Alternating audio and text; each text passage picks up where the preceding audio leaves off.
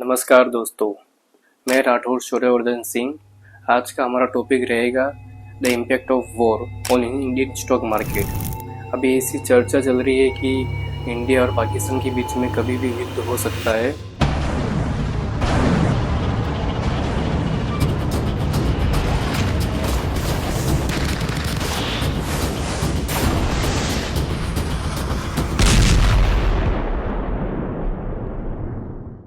तो उसकी वजह से इंडियन स्टॉक मार्केट पे क्या असर रहेगा, हम 7 इम्पैक्ट में आज बात करेंगे। पहले इम्पैक्ट की बात करेंगे, immediate impact on panic selling and volatility. जब भी किसी भी दो कंट्री के बीच में युद्ध होता है तो इमीडिएट और पैनिक सेलिंग होती है।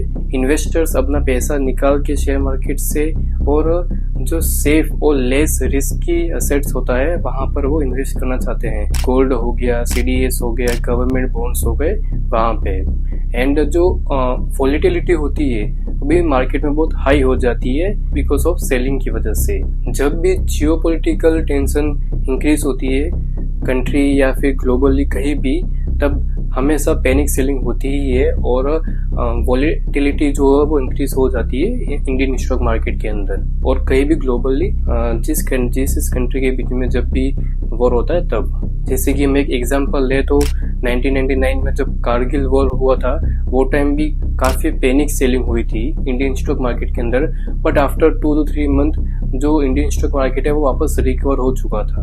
अगर हम अभी रिसेंटली कोई अगर एग्जांपल ले तो रशिया वर्सेस यूक्रेन 2022 में जो युद्ध शुरू हुआ था 2022 में, वो टाइम इंडियन स्टॉक पे भारी इम्पैक्ट हुआ था। जो क्रूड ऑयल उनके प्राइस बढ़ गए थे, एविएशन सेक्टर्स में काफी मतलब इम्पैक्ट हुआ था। हमारा सेकंड इम्पैक्ट रहेगा सेक्टरियल इम्पैक्ट।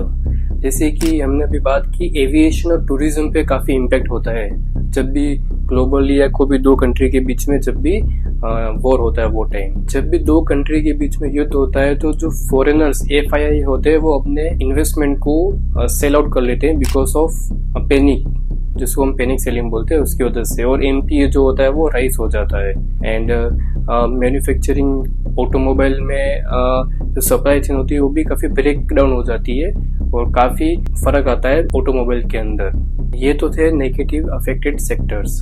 अब हम पॉजिटिव जो अफेक्ट होता है बिकॉज ऑफ वॉर उसके बारे में हम बात करेंगे। तो पॉजिटिव अफेक्ट जब पड़ता है जब भी दो कंट्री के बीच में या फिर ग्लोबली कहीं भी जब भी वॉर होता है तो पॉजिटिव अफेक्टेड सेक्टर्स होता है जैसे कि डिफेंस के सेक्टर्स में हमेशा उनके शेयर्स इंक्रीज होते हैं बिकॉज ऑफ जब भी दो कंट्री जैसे इंडिया ने अभी हाल फिलहाल में राफेल का खरीदे फ्रांस से, तो उसकी वजह से जो डिफेंस के जो भी शेयर्स थे काफी में इंक्रीज देखा गया। डिफेंस के अलावा जो इंफ्रास्ट्रक्चर स्टॉक्स होते हैं उसमें भी काफी इंक्रीज होती है उनकी प्राइस बिकॉज जब भी हमें कोई वॉर लंबे टाइम तक लड़नी हो तब हमें अच्छा इंफ्रास्ट्रक्चर चाहिए। उसके बिना हम कभी भी वॉर हम जीत भी नहीं पाएंगे और लड़ भी नहीं पाएंगे। हमारा थर्ड इम्पैक्ट है FII, foreign institutional investors. FII जो है इंडिया मेजरली एफआईआई पर काफी डिपेंडेबल है बिकॉज ऑफ इकोनॉमी। एफआईआई जब भी कोई इंडिया चाइना का जब भी वॉर होता है तो एफआईआई जो होते हैं वो स्टॉक मार्केट के अंदर हायर सेलिंग करते हैं बिकॉज ऑफ अनसर्टेनिटी। प्राइस होती है क्रूड प्राइस और ये सब भी काफी इनके प्राइस इंक्रीज हो जाते हैं बिकॉज ऑफ एफआईआई जो होते हैं वो कंट्री से अपना जो इन्वेस्टमेंट होता है वो सेल आउट करके कहीं और इन्वेस्ट करते हैं। और जब भी वॉर होती है तब इंडियन रुपी जो होता है वो डिक्रीज होता है ग्लोबली। एंड इंडियन मार्केट के अंदर काफी इन्फ्लेशन आती है और इंपोर्ट एक्सपोर्ट में भी काफी अनसर्टेनिटी हो जाती है। फोर्थ इम्पैक्ट हमारा रहेगा crude oil and commodity price. India जो है वो लार्जली 90% जो ऑयल होता है वो मिडिल ईस्ट से ही इंपोर्ट करता है। सो जब भी कहीं भी वॉर होगा ग्लोबली तो क्रूड ऑयल में जब भी प्राइस इंक्रीज होगी तो इंडिया में भी इन्फ्लेशन इंक्रीज होगा। क्रूड ऑयल में प्राइस इंक्रीज होने का रीजन ये है कि ट्रांसपोर्टेशन कॉस्ट जो होती है वो काफी इंक्रीज हो जाती है और प्रोडक्शन कॉस्ट भी काफी इंक्रीज हो जाती है बिकॉज ऑफ ग्लोबली वॉर और globally uncertainty between two countries war. जैसे कि हम अगर रिसेंटली देखें तो यूक्रेन और रशिया का 2022 में जब वॉर हुआ उसकी वजह से क्रूड ऑयल में काफ़ी प्राइस इंक्रीज हो चुकी थी।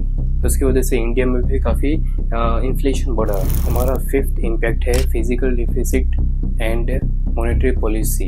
जब भी वॉर होगा या फिर एक्सटर्नल थ्रेट्स आएंगे तो गवर्नमेंट ऑफ इंडिया जो है तो वो हायर स्पेंडिंग करेगी डिफेंस पे, तो उसका पैसा वो कहाँ से है लाएगी, ताकि वो फिर जो जीएसटी है उसको इंक्रीज कर देंगी, तो उसकी वहाँ से पैसा आएगा, तो हमारा जो स्पेंडिंग है वो हमारा लोअर हो जाएगा।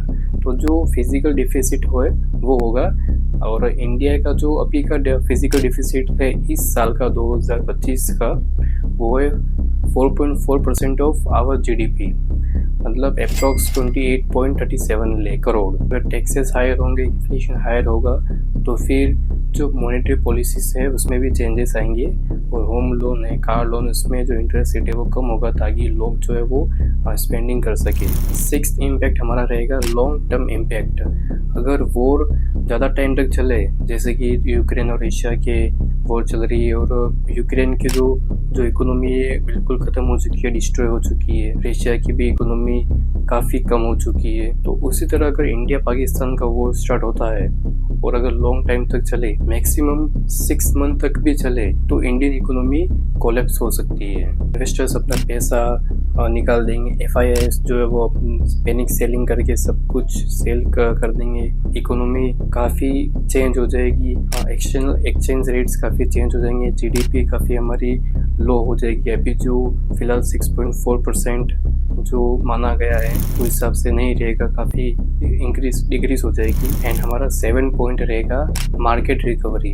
अगर वॉर जो है इंडिया पाकिस्तान की वो ज़्यादा टाइम तक ना चले, काफ़ी कम तक ही चले, जिस तरीके से 2019 में एक बालाकोट स्ट्राइक हुई थी, वो टाइम थोड़ा मार्केट डिप गया था, बट फिर वो वापस रिकवरी हो चुकी थी कुछ ही दिनों के अंदर, तो फिर ज़्यादा इम्पैक्ट नहीं होगा इंडियन स्टॉक मार्केट पे। पर अगर लॉन्ग टर्म लंबे समय तक चलता है, या फिर जिस तरीके से पाकिस्तान भी इंडिया को थ्रेट्स दे रहा है कि हम अगर आपने इंडस वैली ट्रीटी को अगर आपने ख़त्म कर दिया तो हम वॉर चालू रखेंगे, वॉर करते रहेंगे, अगर ये सब होता है तो फिर इंडियन स्टॉक पे भारी गिरावट देखी जाएगी और इंडियन इकोनॉमी भी काफ़ी डिक्रीज हो जाएगी और काफ़ी इम्पैक्ट पड़ेगा इंडियन इकोनॉमी पे भी। और जैसे हाल फिलहाल में जिस तरीके से इंडिया ने भी फ्रांस के साथ जो डील की, राफेल को 26 राफेल जो इंडिया ने फ्रांस से खरीदे हैं, और उसकी जो अप्रोक्स जो कॉस्ट रही है वो 63,000 करोड़ थी, जो कि एक बिग डील है डिफेंस सेक्टर्स के लिए। तो उसकी वजह से हाल फिलहाल में जो डिफेंस सेक्टर्स है वो काफ़ी इंक्रीज हुए, डिफेंस सेक्टर्स के जो शेयर प्राइस है वो काफ़ी इंक्रीज हुई।